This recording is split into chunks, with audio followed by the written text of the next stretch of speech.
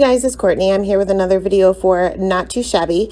Today I'm going to be using the MFT stamp set Fairy Good Friends, and we're going to be creating 5 cards with 5 very simple backgrounds using distress oxides. So for the first background, we're using spun sugar and worn lipstick, and I have a piece of Nina Solar White 80-pound cardstock here, and this is more of the traditional way of using distress oxides. I'm using a blending brush here, and I'm very lightly going over just in the circular motion in the center of my card panel here and just kind of building up my color. I want this to be very subtle and I want it to kind of fade off to white. So you'll see when I'm adding ink to my brush, I'm kind of just tapping it on the ink pad and slowly, very slowly building up that color. Once I was happy with the coverage, I am going to take some shimmer spray, and you will want to make sure that this is shaken up real good because all of the sparkly and shimmery goodness is all down towards the bottom of the bottle. Just using the nozzle there to sprinkle that on and then dabbing that up with a paper towel. So that is background number 1. The second background is just messy watercolor. So I have festive berries, abandoned coral, and carved pumpkin for this one. And I have a piece of Canson watercolor paper, and I have this taped down to a board just to minimize any warping. I have a craft mat off to the side there, and I'm kind of just squishing down my ink pads on that. You can see my abandoned coral is sadly coming apart. My ink pad shelf fell off the wall, and many of my ink pads were either damaged or destroyed. So I'll slowly build up again. So I am going in with clean water just in the center portion of my card panel there, dropping in that carved pumpkin, which is the lightest of all 3 of these colors. And then I'm going to drop in a little bit of the abandoned coral and then a little bit of the festive berries. And sometimes it kind of spreads on its own. Sometimes you may have to go back in and kind of get it to spread a little bit more by adding a little bit more water. While it is still wet, I'm going to sprinkle on some of that shimmer spray once again, and this shimmer will kind of spread out along with that water, so you'll have a really cool effect once this dries. So that is background number 2. Moving on to the third background, we're going to be doing some ink smushing here.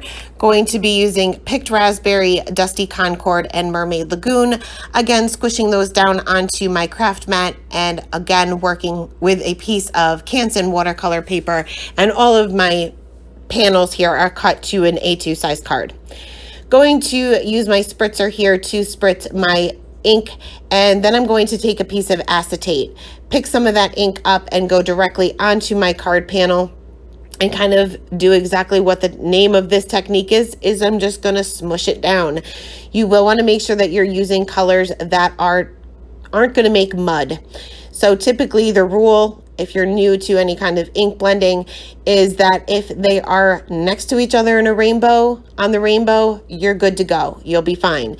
So that's kind of what I stuck to here. You can see that I got a little bit too much color there in the center. I'm just taking a paper towel and kind of dabbing some of that up and adding a little bit more of that pink color to kind of tone that down. Anywhere you do have puddles, you can certainly take a dry paper towel and kind of just soak that up a little bit. Again, while this is still wet, going to use that shimmer spray and just let that spread on its own. Putting that aside to dry and moving on to the 4th card panel here. This time I have a piece of Bristol Smooth cardstock and using Picked Raspberry, Seedless Preserves, and Carved Pumpkin. And I'm just going to use the corner of my ink pad and I'm just dabbing it on there. I'm not really worried about placement. I'm just kind of smushing it right on my card panel. Once I have a little bit of that color down, and you don't need a lot, you don't need to cover up too much, I'm going to take my spritzer bottle and I'm just going to spray it. And I'm going to let those colors all spread out together. And I don't know whether you can see on camera, but it did create some spatters on the outside of my card panel, which I thought looked pretty cool as well. Again, going to dab up a little bit of that puddling that I'm getting on either side of my card panel there, just with the corner of a dry paper towel. And once again, using that shimmer spray while this is still wet. So for the 5th background here, now I have a Ranger craft mat. In fact, I have several of them. But instead, this time I'm using freezer paper. So if you don't have a craft mat, you can still do these techniques with freezer paper. You can see that it is very rolly, I guess, from being in the packaging. But I'm just going to take some washi tape and I'm going to stick all four corners down just so that it doesn't keep rolling up as I'm working on it. It has a shiny side and a matte side. You will want to work on the shiny side. Using Dusty Concord Seedless Preserve, Peacock Feathers, Mermaid Lagoon, and what did I use? Picked Raspberry, sorry. Gonna go ahead and smush out my ink pads directly onto the freezer paper, and then again taking that spritzer bottle, and I'm just gonna spritz these until you have little bubbles that form, little beading, I guess you could say. Then I'm gonna take a piece of Canson watercolor paper and I'm gonna dip that right into that wet, inky mess there, and you can keep going as much as you want with this. Now you will get a different result if you use regular distress inks because they're not as opaque, and sometimes you get better results with them. They won't be as, they'll blend a little bit easier, I should say. These will kind of cover up each other because they are opaque. You can see that I'm drying down my panel a little bit to see what the results are, to see if I need to add anything else, and I am good to go. You can see the freezer paper, just I spritz it with a little water, use a dry paper towel, and it comes clean, and you can reuse this many, many, many times.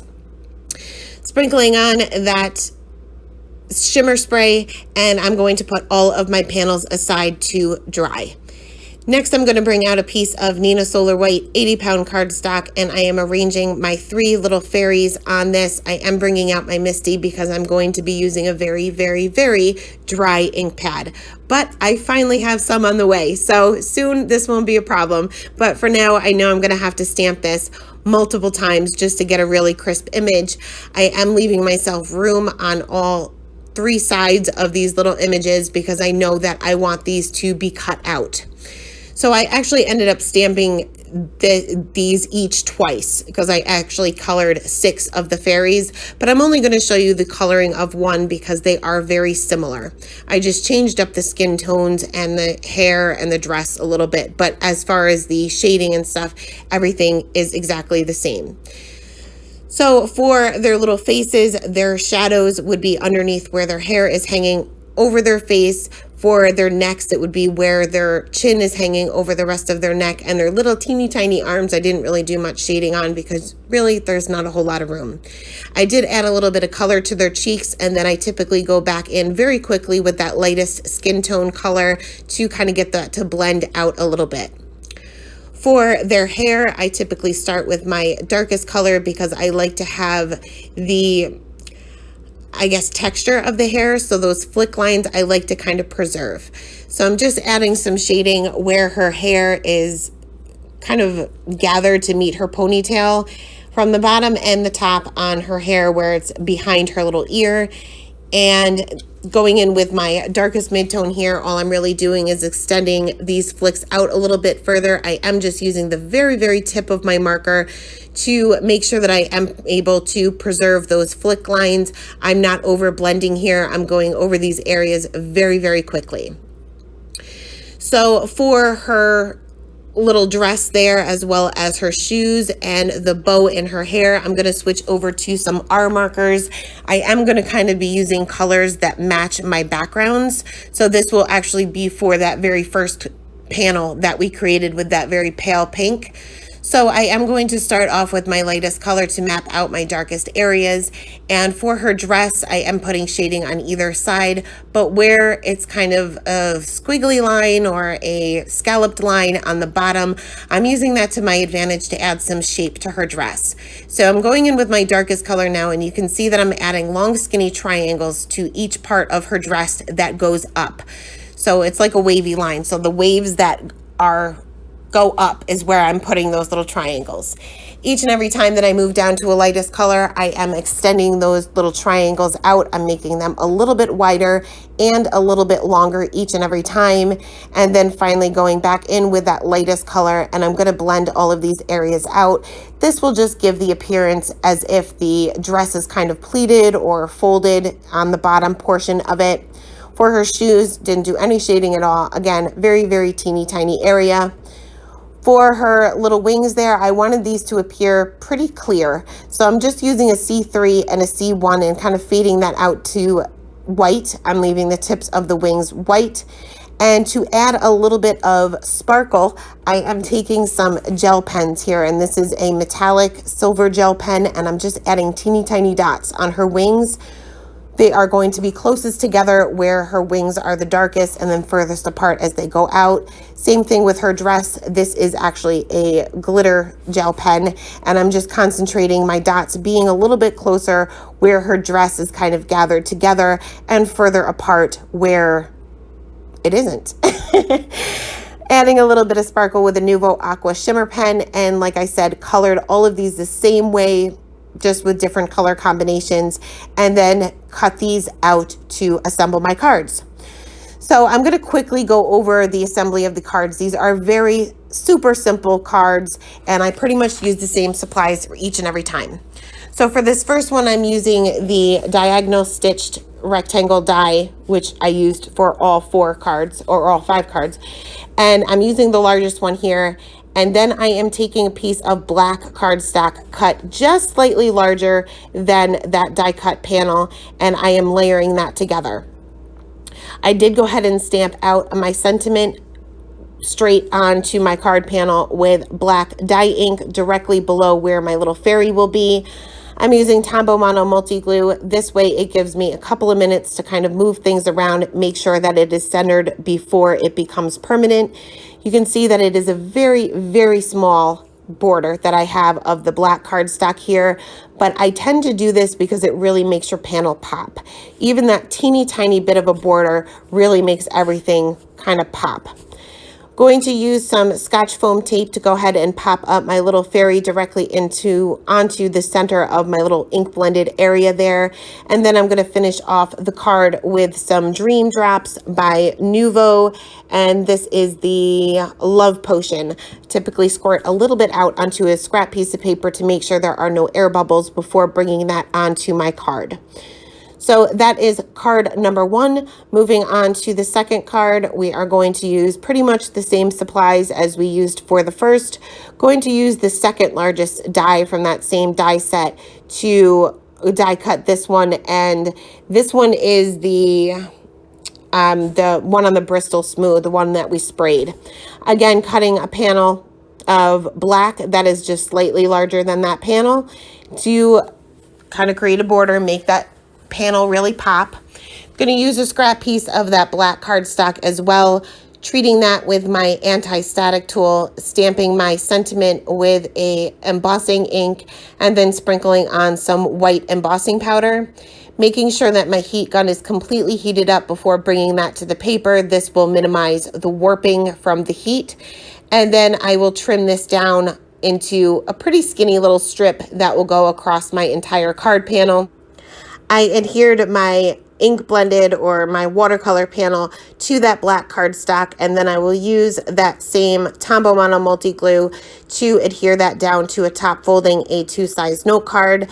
And I am having a hard time centering this like I always do. That is why I typically use the wet glue, but you can certainly use any adhesive for this, especially with any kind of watercolor panel. Sometimes you do get some warping, so sometimes it's easier to use a different kind of glue, but do whatever works for you.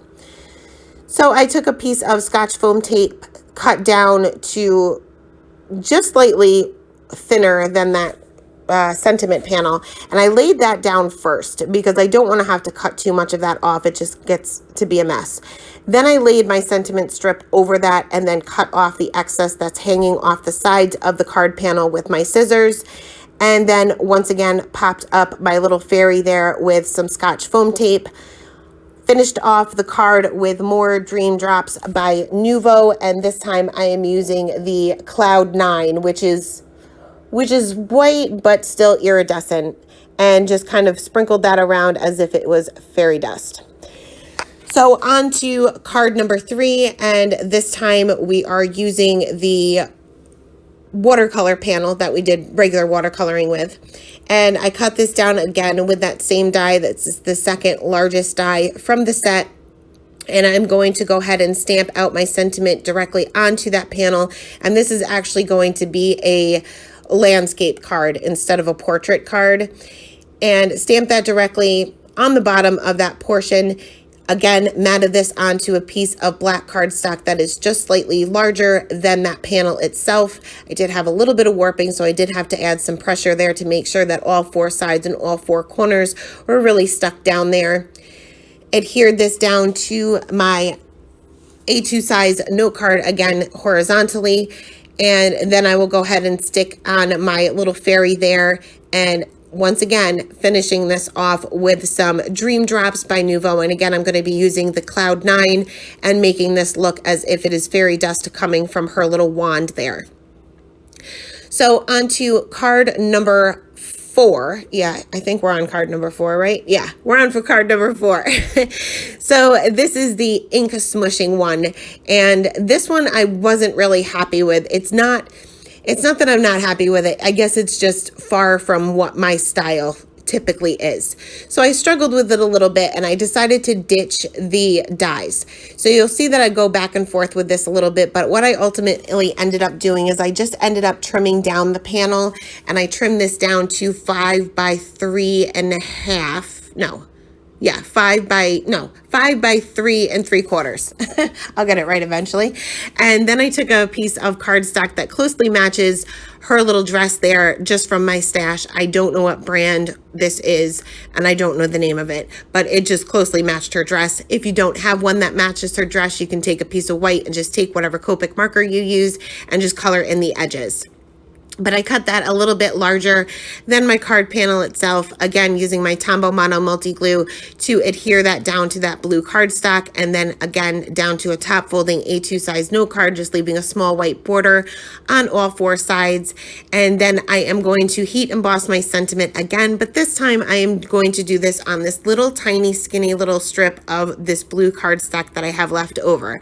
Now this is just very slightly larger than my sentiment. So I really lucked out, I should say, by being able to stamp this perfectly centered on this little tiny strip.